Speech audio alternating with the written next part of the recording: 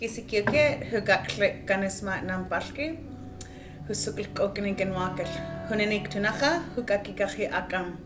My name is Bonnie. I am the Lands and Resource Stewardship Assistant for the Ktunaxa Nation. I live out at the St. Mary's Reserve.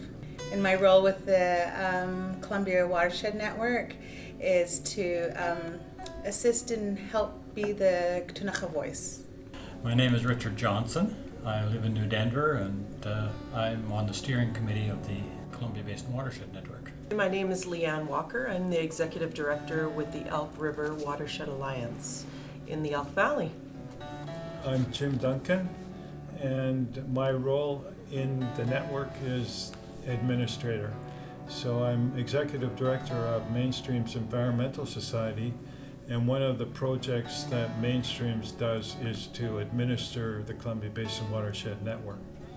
Well, I'm Heather Leascheid, and I've been working on water stewardship programs in the basin since 2005. I think that the prime role for the network is to provide a space for local watershed groups to meet and to share resources, share ideas, and share expertise. When we can share with each other our knowledge, our sort of skills in how we're doing and functioning and managing, and then how we translate all that into community action, it's great to be able to learn from one another. Each of us work in our own little watershed, yet when you put it all together, you end up with the massive watershed, the Columbia Basin Watershed. So the end result that we're aiming for is to have a continuity and an exchange of ideas and things that work and things that don't work, so that we can function better in our own groups.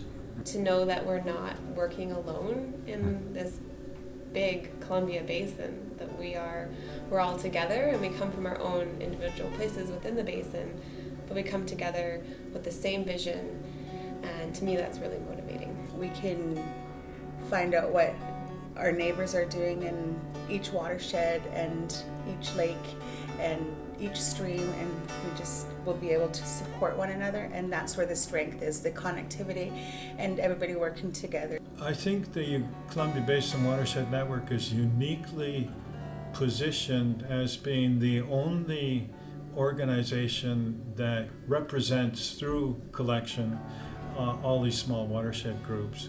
And we can play a very, very important role in terms of giving voice to local concerns that local citizens have about their water. And that voice can carry to the Columbia Basin Trust and to local government.